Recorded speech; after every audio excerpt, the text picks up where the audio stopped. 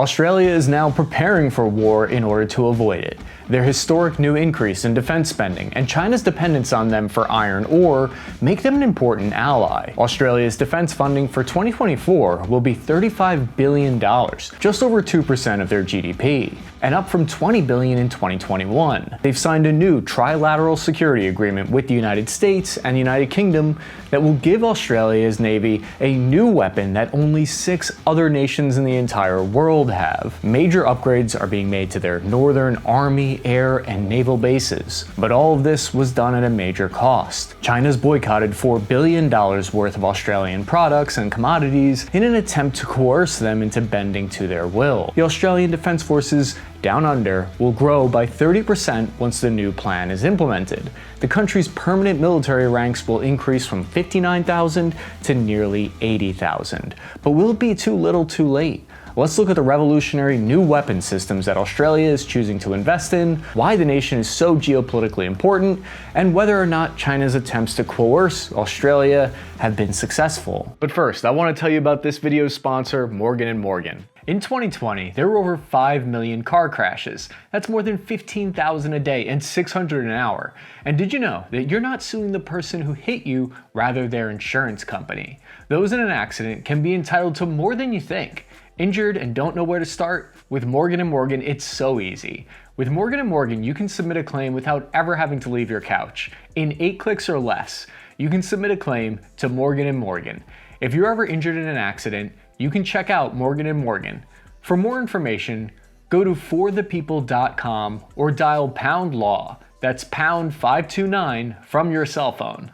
Australia was originally founded by the British as a prison colony in 1788. It can be funny to make jokes about that, but I think it's more interesting to look at the fact that those prisoners were often only guilty of stealing a bag of sugar or were political prisoners. The justice system was terrible in the 18th century. I'm shocked. Australia has maintained military forces since 1901, when the 6 separate British self-governing colonies got together and became the independent Commonwealth of Australia. Good on ya. However, there were still some legal ties that allowed the British government to control some of their foreign policy after that. It wasn't until 1942, when they passed the Westminster Act, that they officially became autonomous in external foreign affairs. The geographic importance of Australia to any conflict in the Pacific region was proven during World War II. Many military bases were constructed in northern Australia in 1943, which housed up to 1 million US personnel. The assaults on Japan by the Allied forces were largely staged in Australia. The nation remained a vital source of supplies in the Pacific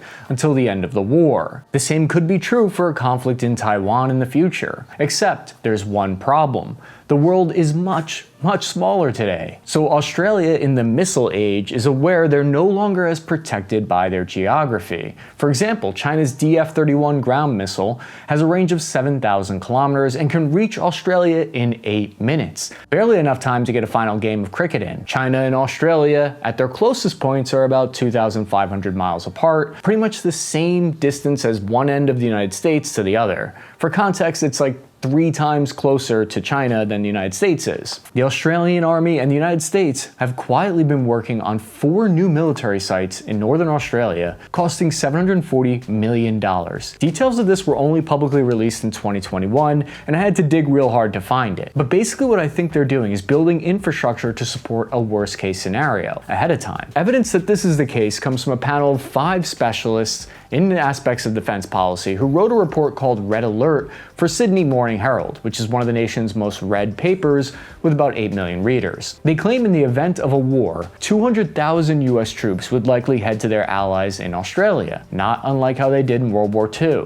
They would require plenty of base facilities, and that's what I think they're trying to address here. Australia is a relatively small population of 25 million people, while being the world's 6th largest country by size. Australia has an abundance of natural resources, most important of which is their crude iron ore. One of the reasons for their geopolitical importance is they have the world's largest iron ore reserves, estimated to be 51 billion metric tons, or 30% of the world's entire supply. This should give us a hint as to why China needed Australia so badly for the past 2 decades.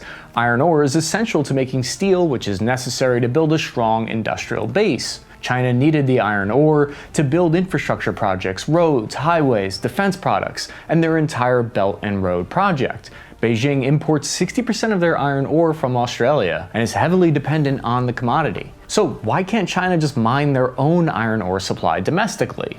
China would need to develop hundreds of new mines, which would require an enormous amount of water and energy and expertise that their mining industry just doesn't have right now. Australia's mining skills have also made them strategically important to the United States, but for an entirely different reason.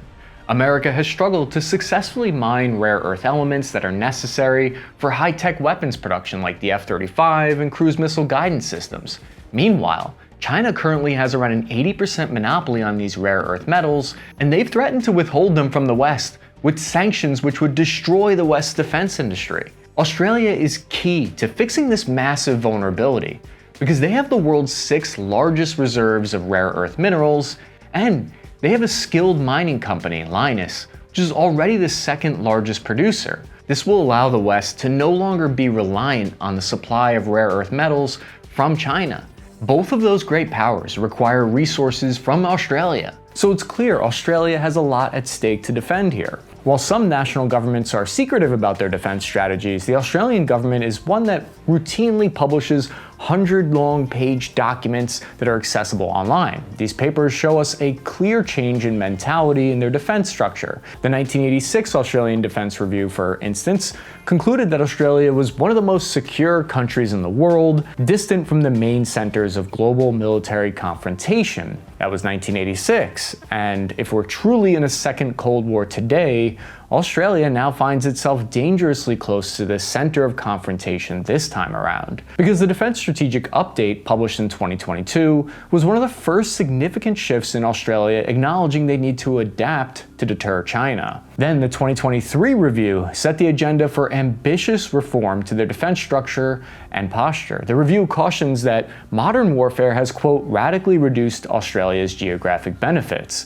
diminishing their ability to detect and respond to security threats, and undermining long-held concepts in Australia's defense establishment around warning time. Parsing through the defense buzzword speak can be difficult, but I think what they're talking about here is how missiles have changed their defense calculations and reduced one of their historical advantages. The Defense Strategic Review clearly states they plan to restructure the Australian military to address a more narrow and present threat from China, rather than a broad range of possible security threats. There's an Australian saying I like: a platypus is a duck designed by committee. This defense strategy feels like it has a clear, singular vision behind it. This duck is purpose-built. China's military buildup is now the largest and most ambitious of any country since the end of the Second World War. This buildup is occurring without transparency or reassurance to the Indo-Pacific region of China's strategic intent. As a consequence, for the first time in 80 years, we must go back to the fundamentals to take a first principles approach as to how we manage and seek to avoid the prospect of major conflict in the region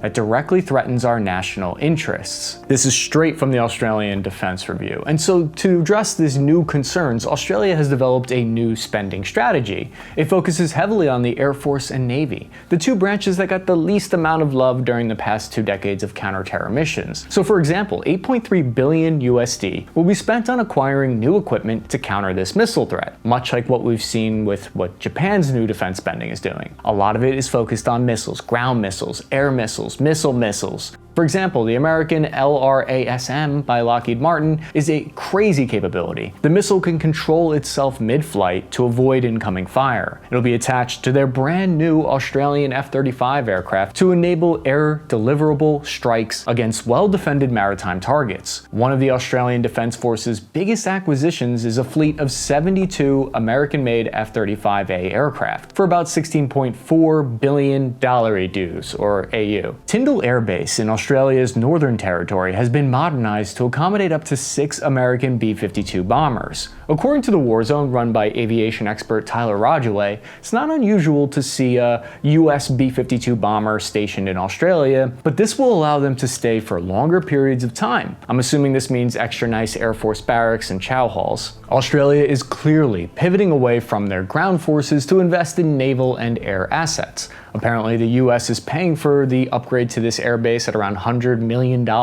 They're also acquiring the ship's launched GPS-guided missiles, which is a 260-pound warhead that has a range of 160 miles. So read, do not dare send any Chinese ships near us. The Australian government also plans to spend $500 million dues on 20 of the HIMARS rocket artillery systems, with the first deliveries expected to be as soon as 2025. You call that a HIMARS? This is a HIMARS. Sorry. The missiles don't end there. We're talking about an additional 220 Tomahawk cruise missiles with a range of about 1,000 miles, costing $900 million. So the point of these changes has to do with Australia's long-range strike capabilities. This is a signal to China that they can retaliate with considerable force, increasing the difficulty for China to sustain any kind of blockade or make it unappealing for them to do so. It raises the costs for China. So what policy direction is Canberra going in here? That's the Australian capital city. It's a strategy of denial, which they describe as a defensive approach designed to stop an adversary from getting their way. The clash of ideas brings forth the spark of truth. So how did Australia come to see China as a threat? From the 1990s to the 2010s, Australia actually found itself uniquely well positioned to supply a lot of the demand for critical resources needed to fuel China's rapid economic growth. Australia became an indispensable supplier of raw materials such as iron ore, coal, petroleum gas to China. By late 2007, China had overtaken Japan as Australia's largest trading partner, and in 2009 became Australia's largest export market. Around half of Australian exports are iron ore. This trade situation for the past couple of decades has been greatly beneficial to the Australian economy. But this trade partnership is notably lopsided. China is number one for Australia, while Australia is only the sixth largest trading partner for China. This for a long time suggested a crippling dependency on Chinese products. Australian-China relations have turned sour on several occasions, even before the ongoing trade war, especially when the previous Australian Prime Minister Scott Morrison called for an independent inquiry into the origins of that little virus that came from Wuhan. In 2022, the Chinese embassy in Canberra, Australia, handed them a list of 14 grievances that they expected Australia to address in order for them to have a normal relationship again. Australia basically said, you got a few roos loose in your top paddock if you think we're going to agree to that, and they rejected it. In May 2022, China applied duties on Australian barley, destroying a $1 billion industry overnight. When that didn't work, China tried to coerce Australia again with an additional $3 billion of boycotts of Australian products. This too failed. Now it becomes more clear to you why the Australian Prime Minister Albanese said the AUKUS security agreement would ensure all countries could act in their sovereign interests free from coercion. In June 2022, Australia's exports to China fell to 27%, which is a sharp decrease from 46% that it was just 1 year prior, as the country looks for more alternative markets. Most analysts in Australia agree that China's efforts to coerce Australia via economic means since 2020 has so far failed to meet Beijing's key policy objectives, that being to impose substantial costs across the Australian economy, thus pressuring it to change its defense policy. This had the opposite effect, in fact. The Australian government has announced plans recommending to review prioritizing defense spending on developing Australia's northern coastline into a fortress that can strike further out from its northern shores into East Asia. To summarize, Australia is now in a scenario where they're paying over 50 billion AUD per year to protect its trade with China from China. Australia is going with a policy of deterrence. In order to focus on deterrence against China, this means that the Australian Army will see the most significant downgrades. In the past, they invested heavily in their land capabilities for counterinsurgency operations. This philosophy and mentality has been abandoned. In the days leading up to the review's release, the Albanese government announced cuts to several Army infantry fighting vehicles, and they emphasized how immediate priorities that deliver impactful projection beyond Australia. As part of this realignment, the Australian Army's Land 400 contract, which was meant to acquire 450 infantry fighting vehicles, will be scaled way down and cut down to only 129 infantry fighting vehicles. So we can learn a lot by looking at what a country decides to cut in defense spending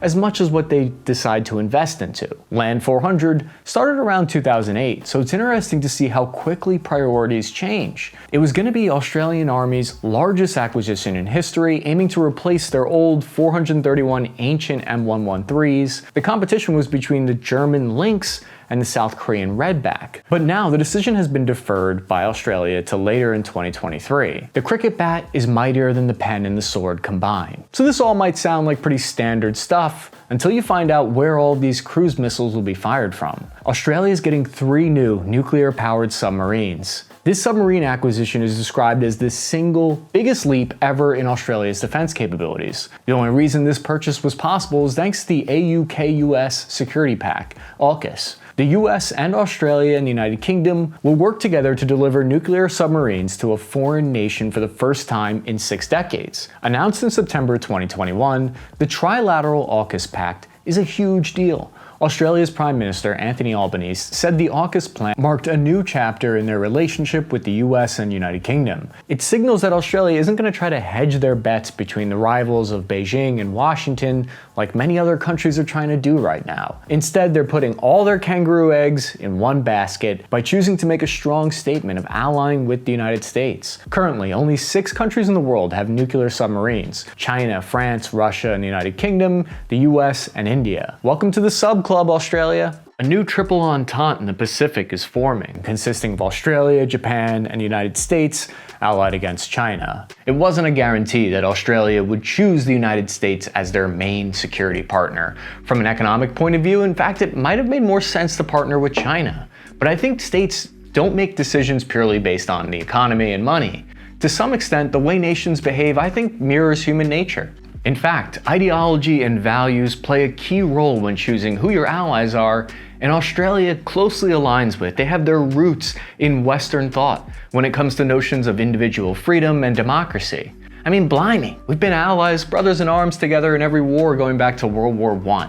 The AUKUS submarine deal is designed to deter China from thinking they can block the sea routes. It won't be cheap though, costing $368 billion for the submarines to Australia, which will be delivered by 2036, sounds like at the earliest. This deal will create about 20,000 jobs in Australia in order to allow them to build their own submarines in the future. But by digging into the White House document on the AUKUS deal, we see that by 2027, a rotational force of US and UK nuclear submarines will be stationed near Perth. They're investing $8 billion on HMS Stirling Naval Base in Western Australia to allow American submarines to stay longer and more frequently. This will comply with Australia's policy of having no foreign military bases on their territory, while kind of allowing for US submarines to chill there. Simply having US naval troops located in Australia isn't enough to guarantee no attack happens though. US troops were stationed temporarily inside of Ukraine just a few days prior to Russia's invasion, and it did nothing to deter Russia. However, having a security pact like AUKUS does put some ink to paper and is a clear signal to China